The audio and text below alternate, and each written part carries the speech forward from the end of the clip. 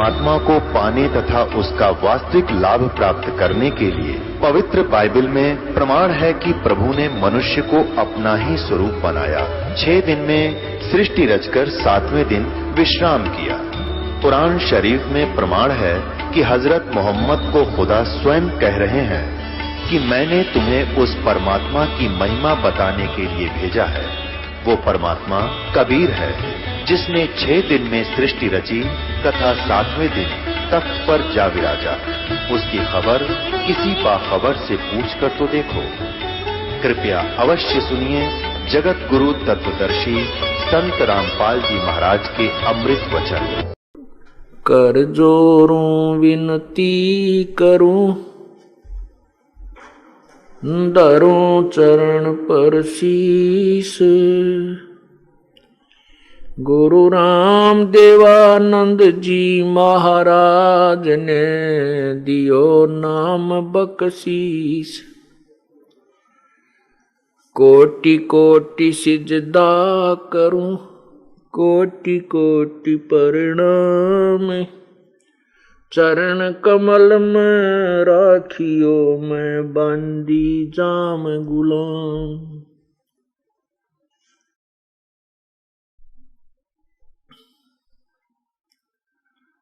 जय इब कै सतगुरु मिले, सब दुख आखूं रोए।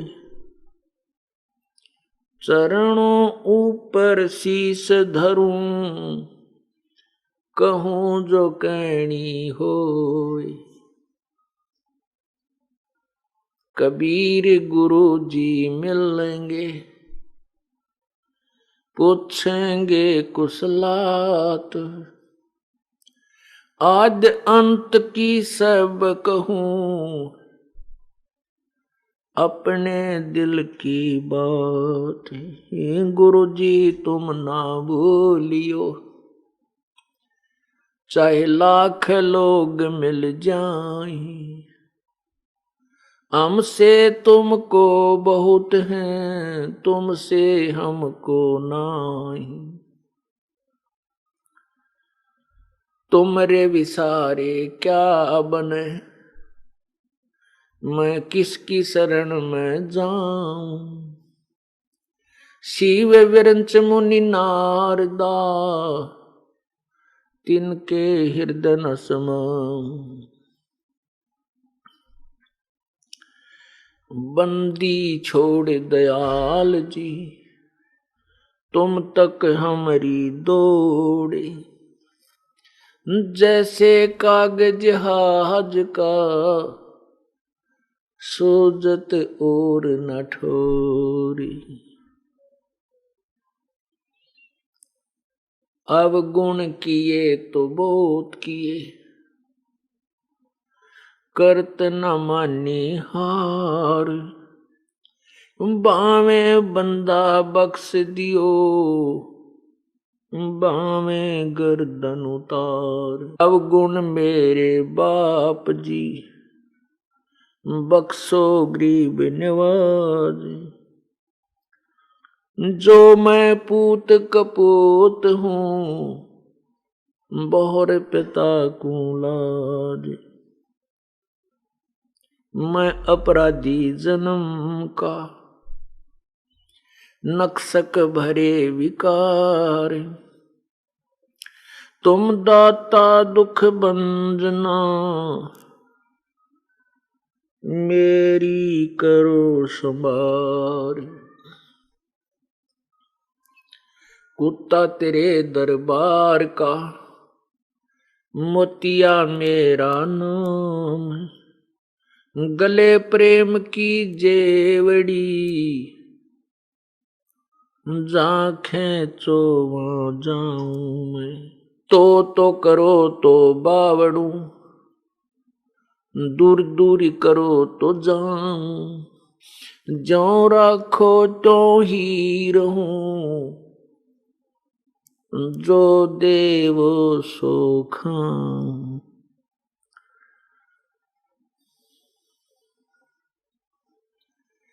गुरु बिन माला फेरते, गुरु बिन देते दान। गुरु बिन दोनों निष्फल हैं, चाहे पूछो वेद पुराण। गुरु गोविंद दोनों खड़े, किसके लागू पाए। बलिहारी गुरु अपना, जिन गोविंद दियो मिलाए। कबीर हरि जय रूठ जा, गुरु की शरण में जावे। कहें कबीर गुरु रूठ गए, तो हरि ना होत सहाय।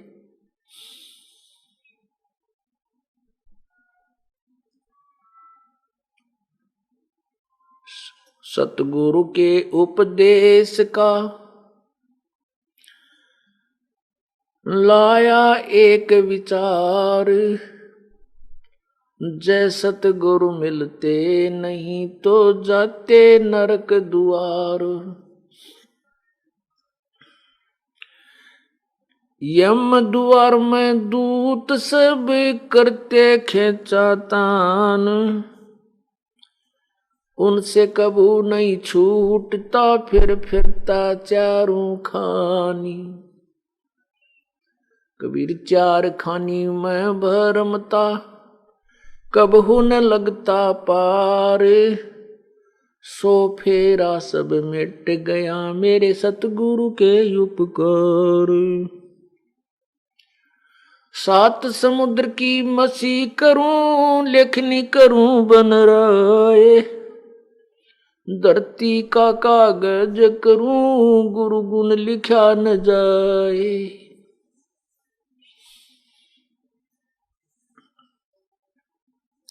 गुरु बड़े गोविंद से मन में देख विचार। हरि सुमरे सोवार हैं, गुरु सुमरे होए पार।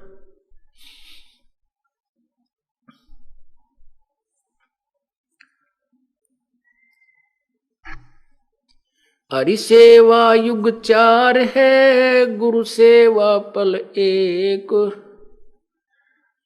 तास 75 नहीं तुले, सतगुरु संतों करो विवेक। परम पिता परमात्मा सारी सृष्टि के रचनहार, सर्व ब्रह्मांडों के कंट्रोलर, संचालक कबीर देव कबीर प्रभु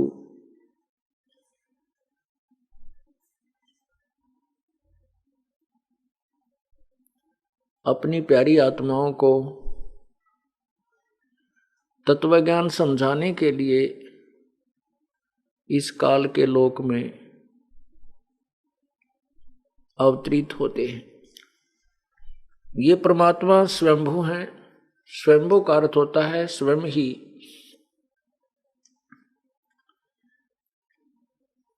जिसका कोई जन्मदाता ना हो, जिसका कोई माता पिता ना हो, वह स्वयंभू परमात्मा होते हैं। ये कबीर परमात्मा स्वयंभू है, परिभू। परिभू का अर्थ होता है सबसे पहले परमात्मा। यजुर्वेद अध्याय नंबर 40 के मंत्र 8 में इसी परमेश्वर के विषय में बताया है। कबीर मनीषी शुक्रम शुक्रम अकायम स्नाविरम अबिंदम। परिभू स्वयंभू व्यवधाता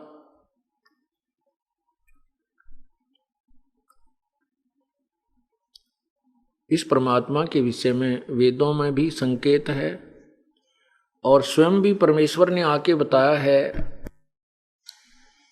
वेद हमारा वेद है, मैं मिलो वेद से नाही। और जौन वेद से मैं मिलूं, वो वेद जानते नाही।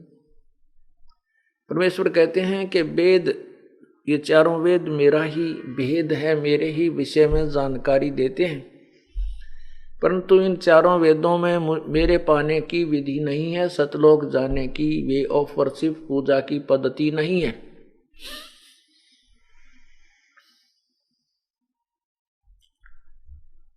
वो परमात्मा कबीर भगवान चारों युगों में स्वयं प्रकट होते हैं, जिसमें वो यहाँ पृथ्वी पर यानी काल के लोक में 21 ब्रह्मांडों में आते हैं। वो परमात्मा इस काल के लोक में चारों युगों में आते हैं और प्रत्येक युग में आकर के वो अपने विषय में यथार्थ जानकारी देते हैं, यथार्थ ज्ञान देते हैं, जिसको सवसंवेद अर्थात तत्व ज्ञान कहा जाता है।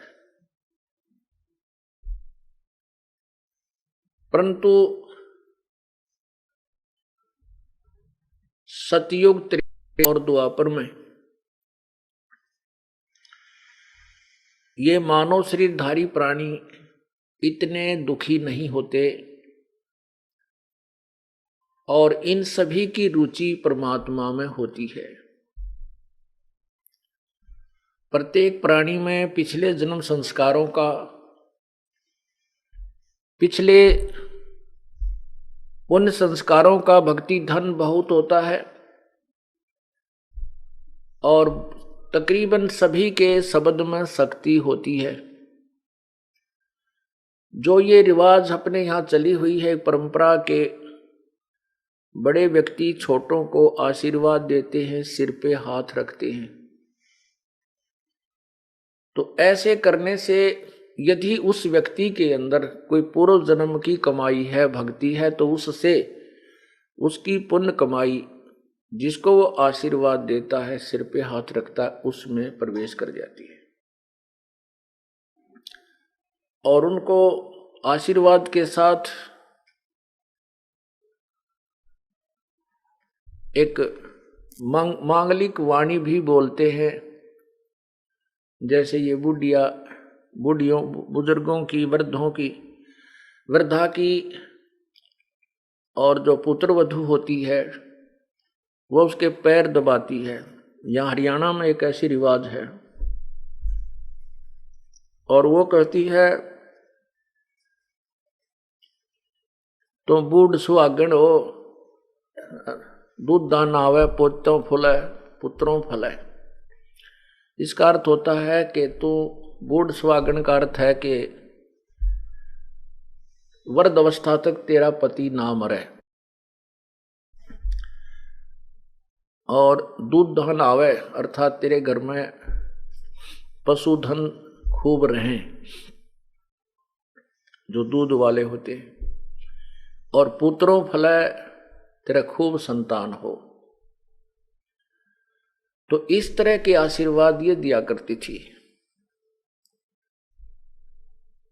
तो उससे क्या होता है कि पहले सभी भक्ति युक्त होते थे, भक्ति धन होता था, उनकी जेब में चवन्नी होती थी और उस चवन्नी, उस 10 रुपए उसकी जेब में है तो वो अपने पुत्र वधू को या अपने बेटों को, पोतों को, अपनी पुत्री को और दोता दोती को, वो बुजुर्ग स्त्री या पुरुष, दादा दादी, नाना नानी या माता पिता आशीर्वाद दे करके उनको तो निहाल कर देते थे, लेकिन उनकी जेब खाली हो जाती थी।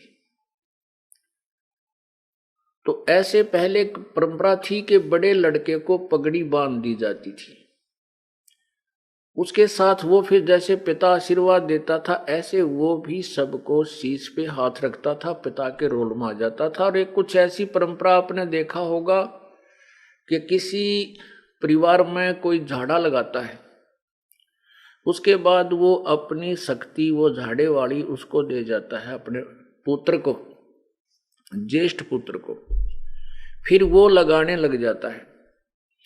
तो ये काल का भयंकर जाल है, ये काल का भयंकर जाल है। ये आपको फिर समझाएंगे, क्यों अलग विषय है, फिर भी थोड़ा संकेत देंगे। तो इस तरह ये काल हमें ठगता रहता है, हमें भक्तिहीन करा के, कति खाली जेब करवा के, और फिर 84 लाख योनियों में गधे कुत्ते सूअर बना के छोड़ देता है। जैसे आप एक ही प्रमाण बहुत है बुद्धिमानों को समझने के लिए। राजा अम्बरीश थे। राजा अम्बरीश बहुत महान पुण्यात्मा थे, बहुत ही अच्छी श्रेष्ठ शक्ति विष्णु तक की क्या करते थे। उसमें दुर्वासा जैसे सिद्ध पुरुष जिसके सामने इंद्र भी कांप जाता था, वो ऐसे क्रोधी और वचन शक्ति युक्त थे दुर्वासा जी। राजा अम्बरीश के दरबार में जाकर के उसने अपनी तड़ी जमानी चाही थी, और राजा अम्बरीश को दुर्वासा जी ने मारने के लिए एक सुदर्शन चक्कर छोड़ दिया। अपनी कमाई था, अपनी शक्ति ने सुदर्शन चक्कर ने राजा अम्बरीश के पैर छुए और वापस दुर्वासा को मारने के लिए उसकी तरफ उग्र रूप धारण किया। दुर्वासा डर के मारे आकाश में सिद्धि से उड़ चला, और वो चक्र सुदर्शन साथ साथ उसको मारने के लिए जा रहा है। इंद्र के पास गया, इंद्र ने भी हाथ जोड़ दिए कि मेरे बस की बात नहीं है, तू आगे चल। भगवान शिव के पास गया, ब्रह्मा के पास गया अपनी रक्षा के लिए। विष्णु के पास इसलिए नहीं जा रहा था क्योंकि वो विष्णु उपासक थे अम्बरीश। अंत में उसने विष्णु को के पास भी जाना पड़ा। तब विष्णु जी ने कहा कि क्या गुस्ताखी की ऋषि जी। विष्णु जी ने कहा कि तूने क्या गुस्ताखी की ऋषि जी। तो उसने सारी कथा बताई कि राजा अम्बरीश एक साधना कर रहे थे, और मैंने उसको कहा कि तू निर्गुण उपासना कर, ये सरगुण पूजा त्याग दे। उसने मेरी बात की अवहेलना की। मैंने क्रोध में आकर के उसको मारने के लिए सुदर्शन चक्कर छोड़ा, और ये सुदर्शन चक्कर उसके चरण छू के ऋषि अम्बरीश, राजा अम्बरीश के, और मुझे ही मारने के लिए मेरे पीछे लगा हुआ है, मेरी रक्षा करो।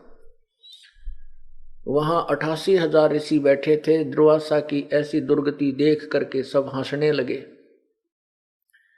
कि ये अंडी पाक रहा था, आज देख इसकी गिग्गी बंदरी। तो परमात्मा कहते हैं कि जो भी अभिमान करता एक दिन उसको ठोकर लगती है।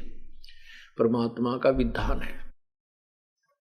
कहने का भाव यह है कि विष्णु जी ने कहा कि आप वापस जाइए, राजा अम्बरीश के चरणों में गिरो, वही माफ कर सकते।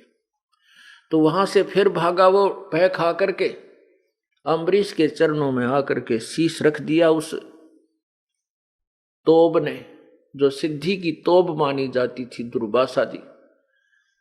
और ऋषि जी ने, अम्बरीश जी ने उस सुदर्शन चक्र को हाथ से पकड़कर उसको थमा दिया कि ले पकड़ तेरी तोब ने, और कहा कि भक्ति के भाव से रहना चाहिए ऋषि जी, ये कोई धक्के का मार्ग नहीं है।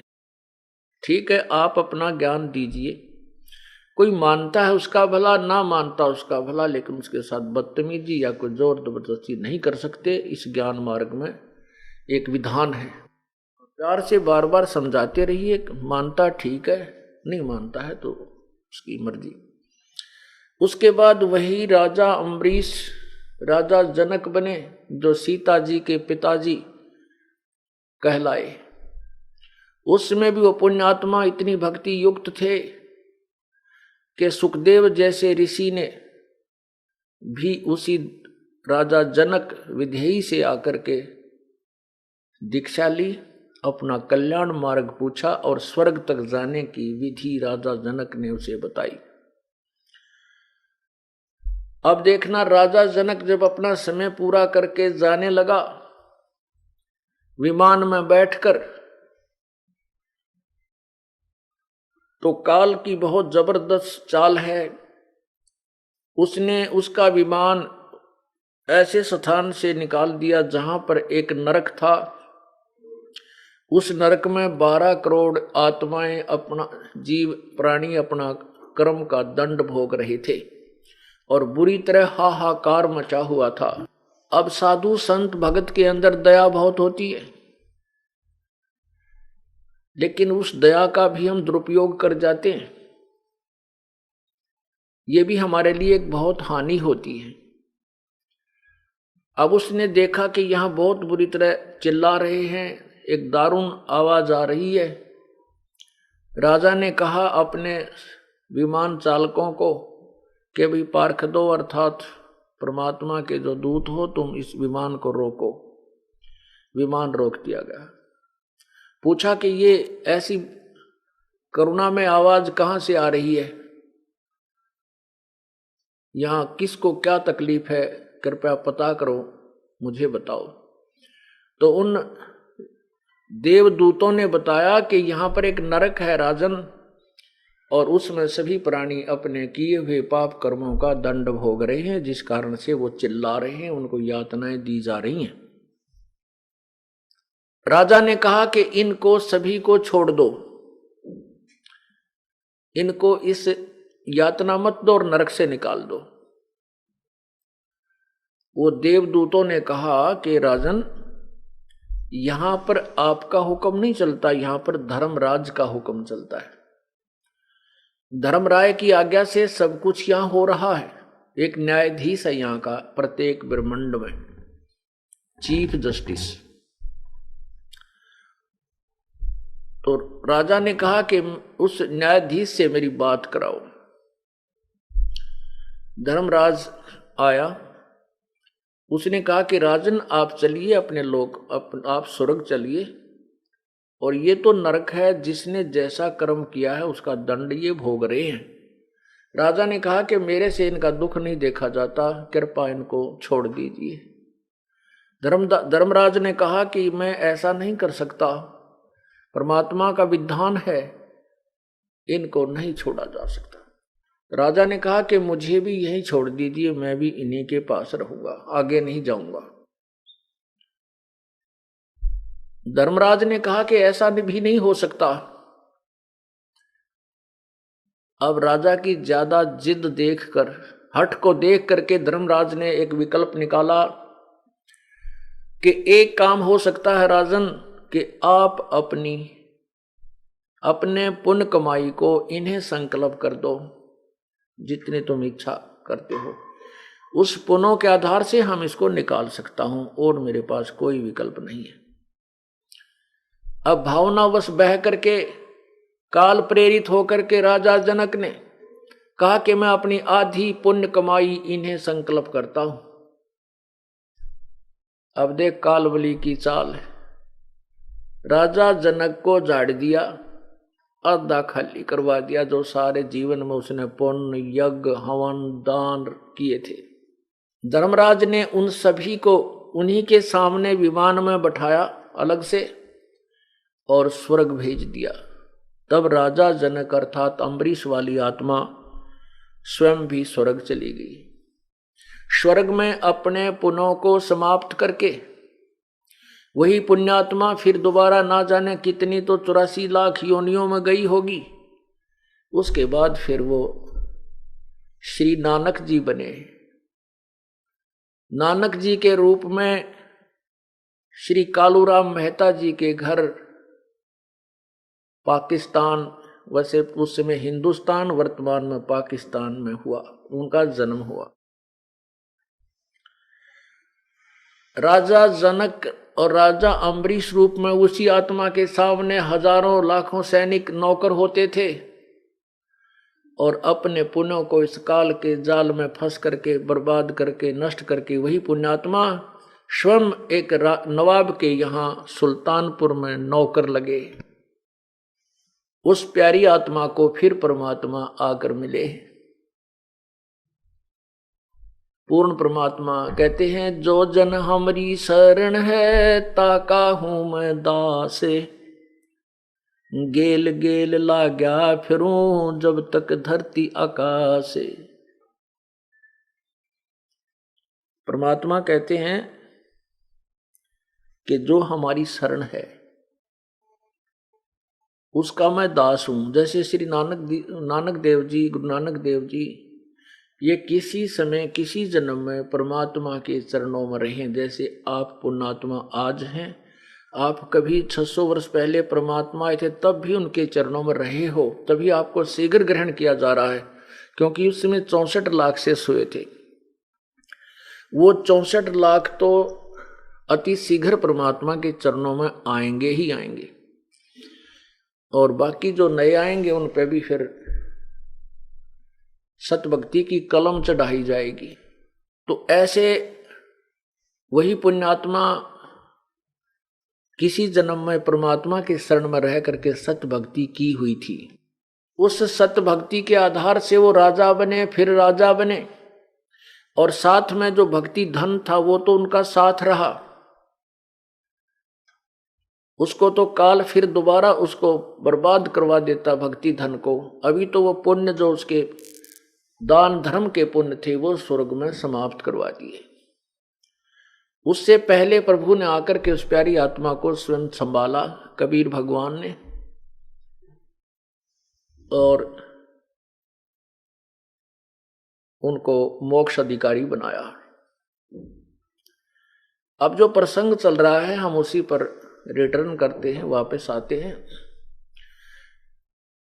कि सतयुग त्रेता द्वापर में सभी पुण्यात्माएं होती हैं, उनके पास सतयुग में सबसे ज्यादा भक्ति धन होता है, लाखों वर्ष की आयु होती है, बहुत सुदृढ़ शरीर होता है, और उसमें सतयुग के अंदर स्त्री विधवा नहीं होती, पिता से पहले पुत्र नहीं मरता। ये विशेषकर एक आध एग्जाम्पल को छोड़ करके अधिकतर ऐसा उस समय सभी पुण्यात्माओं का संस्कार होता है। उन्हीं पुण्यात्माओं को सतयुग में जन्म दिया जाता है। फिर उनकी इतनी कमाई होती है, फिर त्रेता में भी वही आते हैं, अन्य भी आते हैं और वो भी आते हैं। फिर कुछ कमाई तो उन्होंने सतयुग में समाप्त की, फिर स्वर्ग चले गए, कुछ दान पुण्य किया, फिर त्रेता में फिर जन्म हुआ, तो फिर वहाँ अपनी कमाई को नष्ट किया। जैसे आपको बताया जा रहा है कि ये सिर पे हाथ रखना और आशीर्वाद देना उसी समय से प्रचलित है। और इससे क्या होता है कि जैसे आशीर्वाद अब भी देती हैं बुजुर्ग, बुढ़िया, बूढ़े बुजुर्ग अब भी आशीर्वाद देते हैं, लेकिन अब तो वो खाली टूटी हैं। जैसे नल होते हैं, खाली नल हो और उसको ऑन करके नीचे कोई बाल्टी लगा हुआ है, उसमें जल पीछे कनेक्टेड नहीं रहा है, खाली नहीं है टैंकी, तो वो खुला है लेकिन उसमें जल नहीं आ रहा, और जल है तो वो जल निकल आता है। तो पहले भक्ति रूपी जल सभी में होता था, और वो अपनी टूटी खोल करके दूसरों को भर दिया करते थे, स्वयं खाली होकर चले गए, 84 लाख योनियों में चले गए। तो अब हमने थोड़ा सा ये भी सावधान होना है। परमात्मा कहते हैं खाले पीले विलसले रे हंसा। परमात्मा कहते हैं कि छोड़ दे पिछलों की रीत, पिछलों की रीत को छोड़ना पड़ेगा। जो पहले हम करते थे उन सभी को त्यागना पड़ेगा, क्योंकि वो शास्त्र विरुद्ध थी और हमें अब हानि करते थे। हम आशीर्वाद देते हैं, सिर पे हाथ रखते हैं, तो हमारी जो पुण्य होंगे तो उसमें प्रवेश कर जाएंगे और हमारी उतनी ही जेब खाली हो जाएगी। तो इसलिए ये भी हमने सतलोक चलने के लिए, क्योंकि हम बिल्कुल पुण्यहीन हैं और अपने पुण्यों को सुरक्षित रखने के लिए ऐसा भी नहीं करना है। अब क्या समस्या आती है कि जैसे हमारी बेटियां हैं जो जिन्होंने उपदेश ले रखा है, वो कहीं ऐसे परिवार में उनका विवाह होता है कि वो उपदेशी नहीं है, तो वो कहते हैं कि हमने बुजुर्गों के पैर छूने पड़ते हैं, नहीं तो एक लोक वेद के आधार से हम निंदनीय हो जाते हैं, दुनिया बात बनाती है। तो उनके लिए हम प्रार्थना करते हैं कि आप चरण छू सकते हो, लेकिन अपने चरण नहीं छुआना। क्योंकि हम चरण छुएंगे तो उससे कुछ ना कुछ लेंगे।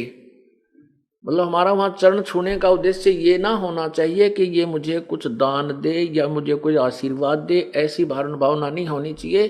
केवल एक रिवाज है तो हम उनके चरण छुएं भी, दुख दर्द हो जावे बूढ़े बुजुर्ग जवान के, पैर दबावा भी, कमर भी दबावें, सिर भी दबावें, मालिश करें, नवावें, ऐसी कोई वो दोष नहीं है। भक्तिहीनता या नाम नहीं खंड होता। नाम खंड उसका होगा जैसे आप किसी वृद्धावर्ध के पैर दबा रहे हो और वो आशीर्वाद दे रही है, बांटे जाएगी। आपको पता है ये खाली टूटी है, इसमें कुछ नहीं है, या वो में बांडा है, इसके पल्ले कुछ नहीं है। वो कहती रहेगी अपने काना पे कटाड़े और स्वयं अपने पैरों को नहीं छुआवे, चाहे फिर वो क्योंकि बड़े भी हो गए। और ऐसे भी उपदेशी हैं जिनके बच्चों लड़कों का विवाह होता है, पुत्र वधू भी आती हैं, वो चरण छूने की चेष्टा करती हैं, तो चरण जितने वो झुके उनका आदर भी अनादर नहीं करे, वो चरण छूने की चेष्टा करें। आप भी उतना ही झुक के उसके हाथ पकड़ ले और सीने से लगा ले, आ मेरी बेटी। बस सबसे प्यार अच्छा और ये बेस्ट मेथड है। तो इस प्रकार अपने चरण नहीं छुआने हैं और किसी दूसरे का जैसे बुजुर्ग का सत्कार करने में पाप नहीं, ना कोई नामखंड नहीं होता। लेकिन उद्देश्य ये ना हो कि मैं इसके चरण छूं और ये मुझे आशीर्वाद दे, मुझे कुछ प्राप्ति हो पुत्र की या धन की, फिर नामखंड होगा।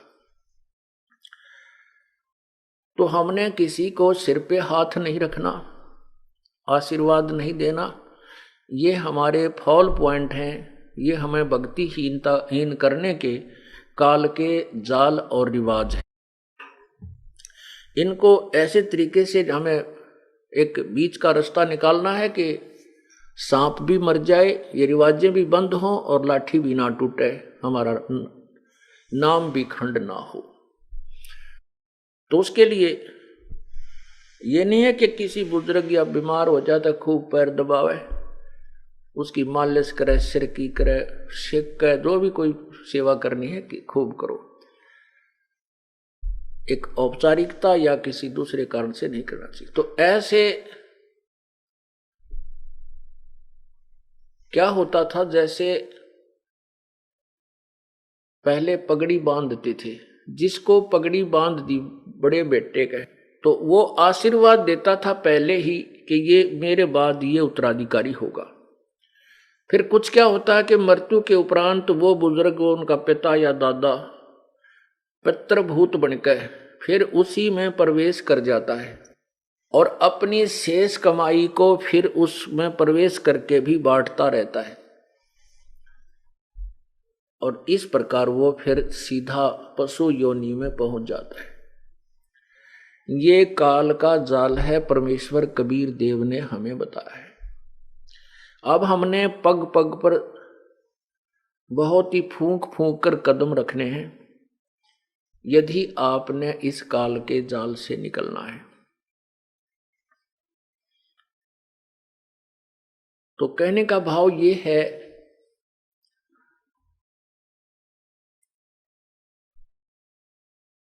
कबीर परमेश्वर चारों युगों में आते हैं। सतयुग में जब आए थे तो उनका नाम सत सुकृत था और परमात्मा अपने तत्व ज्ञान को समझाया करते थे, सुनाया करते थे, कबीर वाणी से, कबीर गिर से। उस समय के ऋषि महर्षि, सतयुग के जो ऋषि महर्षि कहलाते थे, मनु जैसे, वशिष्ठ जैसे, उनके साथ परमात्मा ने खूब गोष्ठी की, उनके साथ ज्ञान चर्चा की, लेकिन उनके पास कोई जवाब नहीं था। उन्होंने ब्रह्मा जी के द्वारा बताया गया लोकवेद विपरीत ज्ञान सुना हुआ था, जैसा कि आप पुराणों में सुनते हो, पढ़ते हो। परमात्मा साकार है, वो सह शरीर है, लेकिन वो ऋषि और महर्षि कहा करते थे प्रभु निराकार है। समाधि दशा में केवल उसका प्रकाश ही देखने को मिलता है। कबीर परमेश्वर कहा करते थे, ऋषिवर आप एक तरफ तो कह रहे हो परमात्मा निराकार है और फिर कहते हो परमात्मा का प्रकाश ही देखा जा सकता है। एक तरफ कहें कि सूर्य निराकार है, केवल सूर्य का प्रकाश ही देखा जा सकता है, तो सूर्य के बिना प्रकाश किसका होगा? जब सूर्य निराकार है, वो है ही नहीं, विजिबल ही नहीं है, तो प्रकाश कैसे देखा आपने उसका? इसी प्रकार आप कहते हो परमात्मा का प्रकाश देखा जा सकता है, तो प्रकाश परमात्मा का है तो परमात्मा साकार है। जैसे सूर्य का प्रकाश देखा है तो सूर्य साकार है। डिवाइन लाइट देखी है, ट्यूब लाइट देखी है, ट्यूब लाइट देखी है तो ट्यूब साकार है, उसकी रोशनी देखी है। डिवाइन लाइट देखी है तो देवी प्रकाश, तो देव है, उस देव से ही प्रकाश है। आपकी रॉन्ग थ्योरी है।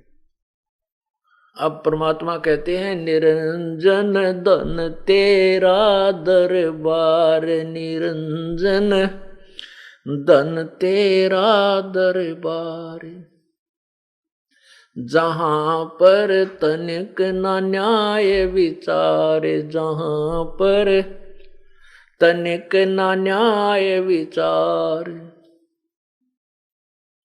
कह कबीर सुनो भई साधो, सब उल्टा व्यवहार। कह कबीर सुनो भई साधो, सब उल्टा व्यवहार।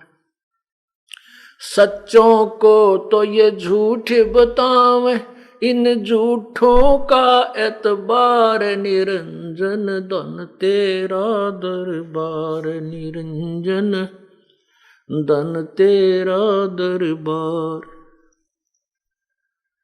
अब परमात्मा सच्ची कहा करते थे, और वो मनु जैसे ऋषि जो महर्षि कहलाते थे, वो परमात्मा के द्वारा दिए गए उस सच्चे ज्ञान को स्वीकार ना करके अपनी ही अधूरी और इनकम्प्लीट थ्योरी के आधार पर, अनुभवहीनता के आधार पर परमात्मा को निराकार ही कहते रहे, और कबीर परमेश्वर को उल्टा ज्ञान कहने वाला, उल्टा बोलने वाला वामदेव नाम धर दिया, वामदेव नाम रख दिया।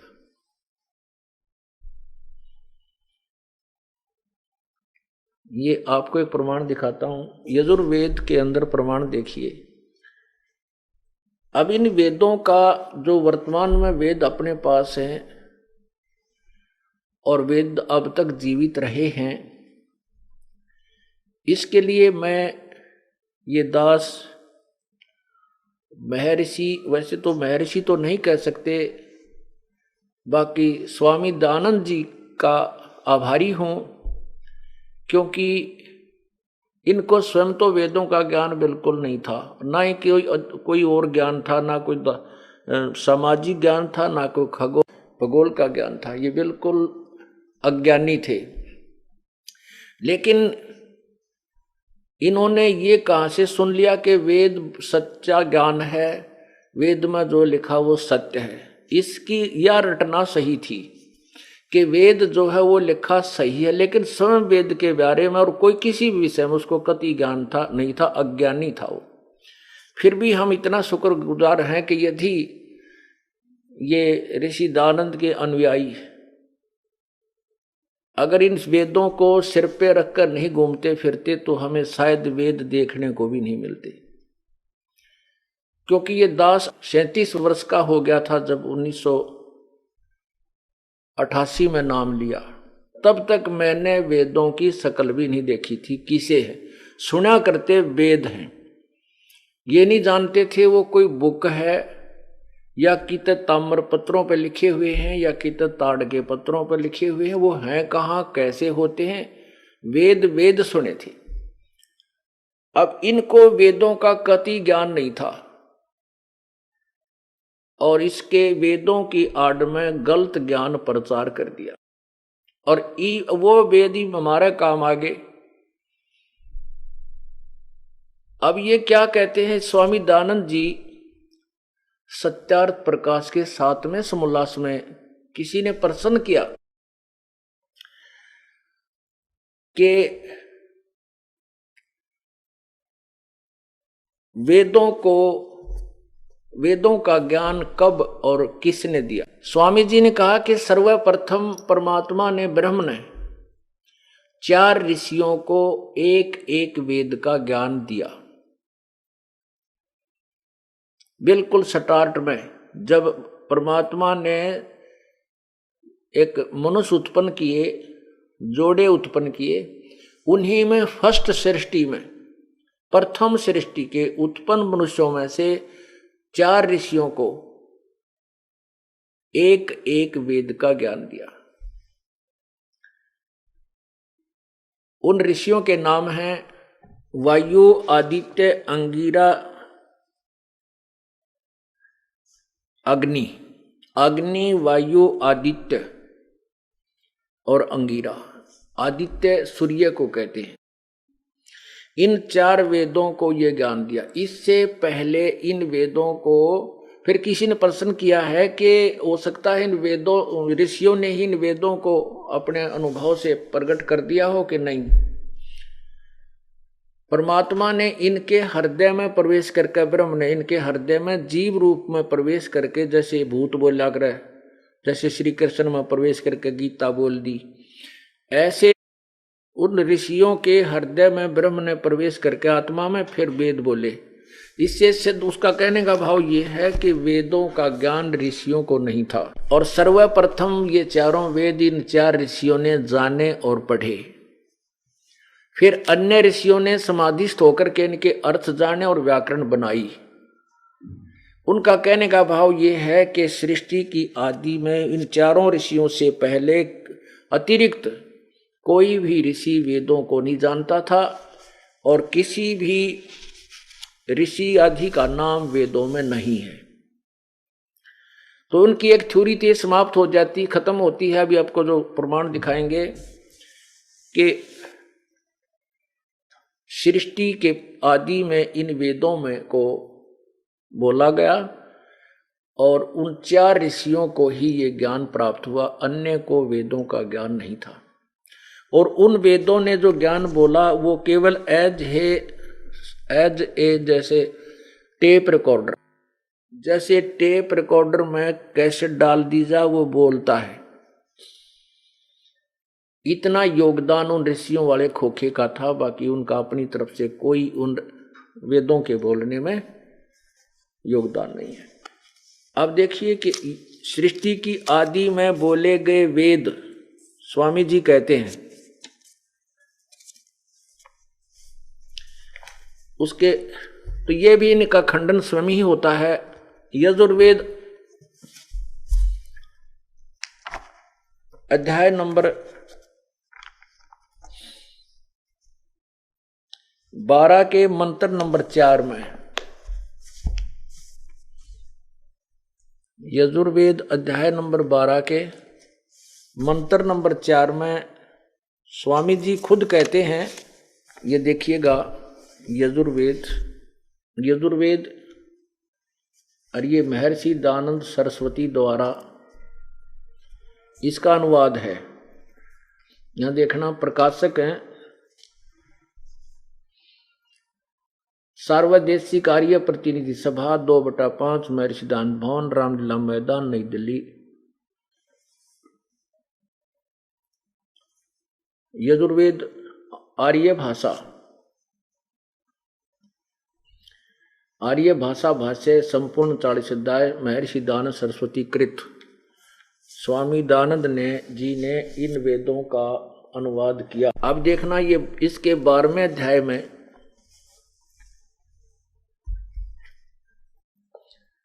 दवा 10वां अध्याय, इसके पृष्ठ नंबर 383 पर यहां देखिएगा, ये 12वें अध्याय का 4था मंत्र है। अनुवाद किया है, हे विद्वान, जिस कारण आपका 3 कर्म उपासना और ज्ञान से युक्त दुखों का जिससे नाश हो, गायत्री छंद से कहे विज्ञान रूप अर्थ, नेत्र, बड़े बड़े रथों के सहाय से दुखों को छुड़ाने वाले इधर उधर से के अव्यय स्तुति के योग्य ऋग्वेद आत्मा अपना स्वरूप उष्णिक आदि छंद कान आदि अंग। अब यहां देखना यजुर्वेद के मंत्र नाम ग्रहण करने और छोड़ने योग्य व्यवहारों को के योग्य वामदेव ऋषि ने जाने व पढ़ाए। फिर देखिए यजुर्वेद के नाम ग्रहण करने और छोड़ने योग्य व्यवहारों के योग्य वामदेव ऋषि ने जाने व पढ़ाए। स्वामी जी की ये थ्योरी तो खत्म होगी कि सृष्टि की आदि में सबसे पहले वेद 4 ऋषियों को मिले थे, अन्य ऋषि को नहीं ज्ञान था। और जो वेद आपको दिखाए इनको वही वेद मानते हैं जो सृष्टि की आदि में बोले गए। ये सिद्ध हो गया कि इसमें स्पष्ट स्वयं लिख रहे हैं कि वेदों के वास्तविक अर्थों को और जो शास्त्र अनुसार जो शास्त्र अनुकूल जो साधना व्यवहार थे उनको ग्रहण करने और उनको न करने छोड़ देने के सभी व्यवस्था को और वेद के मंत्र यजुर्वेद के मंत्रों को वामदेव ऋषि ने स्वयं जाना भी और अन्य को पढ़ाया भी उसी ने। यथार्थ रूप से उसी ने जाना वेदों को और उसी ने आगे पढ़ाया। पुण्यात्माओं, इस अनमोल ज्ञान को परमात्मा के बिना कोई नहीं सुलझा सकता है। इस दास को उसी परमपिता कबीर परमेश्वर ने बुद्धि दी है, नहीं तो हम जीव बुद्धि के प्राणी इन सदग्रंथों को नहीं समझ सकते। ये तो परमात्मा प्रदत्त एक दिव्य बुद्धि होती है, वो दिव्य ज्ञान दिव्य बुद्धि हमें दी है और जिसके आधार पर उसी परमात्मा की कृपा से इस अथाह समुद्र रूपी सदग्रंथों रूपी अथाह समुद्र से अब ये मोती निकाल कर, जैसे गोताखोर होता है वो नीचे गोता लगाता है और मोती की मुट्ठी भर के बाहर छोड़ देता है, तो दास ने इन सदग्रंथों रूपी सागरों में उस परमपिता के सहारे से डुबकी लगाई और ये तथ्य आपके समक्ष ला करके तत्वज्ञान रूपी मोती आपके समक्ष प्रकट कर दिए। अब आप धनवान हो जाओगे। तो परमात्मा को वामदेव कहने लागे वह मैं ऋषि, वो अज्ञानी मनु जैसे, वशिष्ठ जैसे, विश्वामित्र जैसे, और परमात्मा आए थे यही ज्ञान जो आज दास बता रहा, ये सतयुग से कहने लगे थे, लेकिन उस परम पिता की वाणी को स्वीकार नहीं किया गया। अब स्वीकार होगा। आपने धर्मदास नामक एक पुण्यात्मा का विवरण बार बार सुना है। वो धर्मदास पुण्यात्मा कितनी पुण्यात्मा थी जिसके पीछे प्रभु घूम रहा था। जैसे एक नानक साहब के पीछे घूमे और वह ढूंढ लिए जाकर के दरिया के किनारे। वो कितनी पुण्यात्मा होंगी वो नानक जी, जिनको परमात्मा ने सीने से लगाया, उनके साथ वार्ता की, उनको सचखंड लेकर के गए और फिर भी रह रहकर उनसे मिलते रहे। ऐसे ही वो पुण्यात्मा धर्मदास जी कितनी पुण्यात्मा होंगी जिनके साथ परमात्मा रहे और अपना भेद बताया।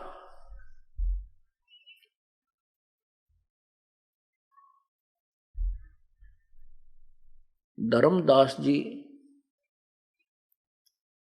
एक वैश्य कुल में जन्म था। जैसे 4 वर्ण होते हैं, 4 कुल होते हैं, जैसे ब्राह्मण, अक्षत्रिय, वैश्य और शूद्र, तो उनका वैश्य कुल में अर्थात व्यापारी वर्ग में उनका जन्म था। और उनके धर्मदास जी के पूर्वज माता पिता दादा परदादा इतने धनी थे कि उनके पास बहुत ही ज्यादा धन था।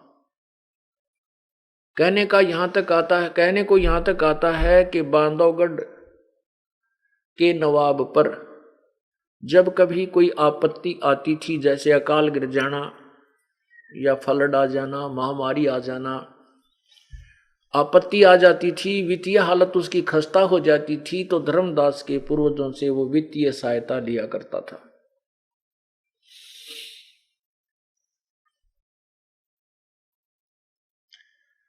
इतना धन और इतनी पुण्यात्मा होते, इतना धन होकर के भी फिर प्रभु की चाह थी उस पुण्यात्मा में, परंतु यथार्थ ज्ञान तत्व ज्ञान ना होने से वो पुण्यात्मा, जैसा भी उसको ज्ञान था, पवित्र हिंदू धर्म में उसका जन्म था, और जो भी पवित्र हिंदू धर्म के अंदर प्रचलित लोक वेद साधनाएं थी वह सभी कर रहा था। उन्होंने एक गुरु भी धारण कर रखा था, क्योंकि कहते हैं गुरु बिन मोक्ष नहीं, गुरु के बिना कल्याण नहीं। इसलिए पुण्यात्मा जो होती हैं वो गुरु अवश्य बनाती हैं, लेकिन ऐसे कोई नकली गुरु बना लेने से, शास्त्र ज्ञानहीन गुरु बना लेने से भी कोई लाभ नहीं, क्योंकि वो गुरु नहीं है।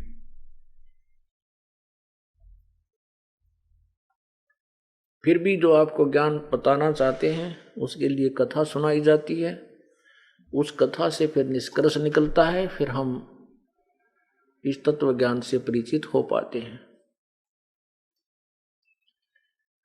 धर्मदास जी ने एक रूपदास नाम के वैष्णव साधु से उपदेश प्राप्त था, नाम ले रखा था। रूपदास जी वैष्णव परंपरा के साधु थे, विष्णु जी को सर्वशक्तिमान, सर्वेश्वर, मृत्युंजय, सर्वशक्तिमान, सबके रचयिता मानते थे। रूपदास जी ने उस प्यारी आत्मा धर्मदास जी से को आदेश दिया हुआ था कि बेटा एकादशी का व्रत किया कर, नित्य गीता का पाठ किया कर, एक अध्याय आधा अध्याय जैसा तेरे से पाठ हो प्रतिदिन इसका पाठ किया कर, और धर्म भंडारे किया कर, धर्म यज्ञ किया कर, भंडारा किया कर। और बेटा यदि तीर्थ भ्रमण कर सके तो बहुत ही पुण्य होता है, सर्व पाप नष्ट हो जाते हैं। उस तीर्थ के पाप धर्म, उस तीर्थ पर जाने से ये लाभ है, उस तीर्थ पर जाने से ये लाभ है, जैसा भी विष्णु पुराण में लिखा हुआ वो सारा सुना रखा था।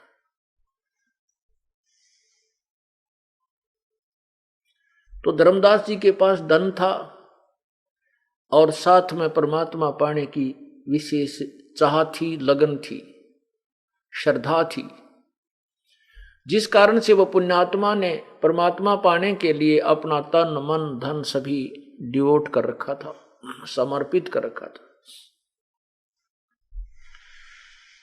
अपने पूज्य गुरुदेव रूपदास जी के बताए अनुसार सभी साधनाएं करता हुआ, विष्णु पुराण का भी पाठ करता हुआ अपने जीवन सफर को कर रहा था। एक बार उसने निश्चय किया कि सभी तीर्थों का भ्रमण करता हूं, परमात्मा ने धन बहुत दिया है, वहां जाऊंगा, दान भी करूंगा। और इतना श्रद्धालु था कि उसने कहा कि पैदल ही जाऊंगा, मैं परमात्मा के लिए अपने शरीर को भी कष्ट दूंगा। उसी आधार से वो अपना तीर्थ भ्रमण करता हुआ जा रहा था। उसी भ्रमण को करते करते वो मथुरापुरी पहुंच गया। वो भी तीर्थों में से एक तीर्थ गिना जाता है। मथुरा में वृंदावन मथुरा में वो पहुंच गया धर्मदास जी। और जिस तालाब में श्री कृष्ण जी कभी स्नान किया करते थे, कुछ दिन रुके थे मथुरा में, ज्यादा समय नहीं रहे थे, क्योंकि फिर काल्यावन आ गया था झगड़ा करने के लिए, लड़ाई करने के लिए 18 करोड़ सेना लेकर के। तो भगवान श्री कृष्ण सभी अपने वंशजों, यादवों को, अपने पूर्वजों को लेकर के बहुत दूर चला गया था, द्वारका में, जहां पर द्वारकाधीश मंदिर बना हुआ है। श्री कृष्ण जी का जो अंतिम संस्कार किया गया था, वहां पर एक द्वारका तो नहीं रही है, वो समुद्र में डूब गई है। बाहर जहां उनका अंतिम संस्कार किया था वो शेष स्थान है, उस पर मंदिर बना रखा, वहां चला गया था। फिर भी हम परमात्मा की चाह तड़फ में, जैसा भी गुरुओं ने ज्ञान दिया, उसके आधार से उस तालाब पर पहुंच गए जहां पर श्री कृष्ण जी गवें चराने जाते थे और वहां पर स्नान करते थे।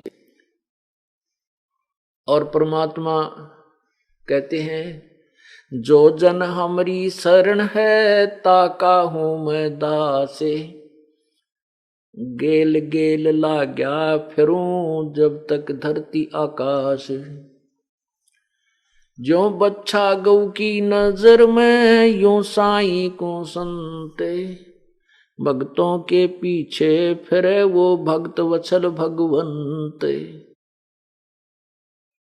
गोता मारूं स्वर्ग में, जा बैठूं पाताले, गरीबदास ढूंढता फिरो मैं अपने हीरे माणिक लाल।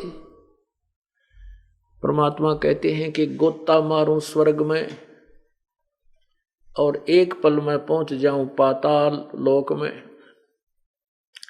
अपनी प्यारी आत्माओं को, पुण्यात्माओं को, जो कभी मेरे साथ रही थी किसी युग में, असंख्य युग हो गए हमने यहाँ भरमते और भटकतों को, तो जो पुण्यात्मा परमात्मा के चरणों में आई है और काल ने फिर बीच में खंड कर दिए हैं, फिर भी परमात्मा उनके पीछे भटकते रहते हैं। परमेश्वर कबीर देव जी कहते हैं, मैं रोवत हूं सृष्टि को, ये सृष्टि रोवे मोहे, गरीबदास इस वियोग को समझ न सकता कोई। परमात्मा कहते हैं कि मैं तो इन पुण्यात्माओं को रोता फिरता हूं, ढूंढ रहा हूं, कहता हूं कि मैं भगवान हूं, तुम साधना कर रहे हो, ये गलत है, तुम काल के जाल में फंसे हो, और ये सृष्टि, ये संसार, ये मुझे ढूंढ रहा है। जब मैं सामने आता हूं तो उस लोक वेद के आधार पर, दंत कथाओं और शास्त्र विरुद्ध अज्ञान के आधार से परमात्मा के विषय में परिचित न होने से ये मुझे नहीं पहचान पाते।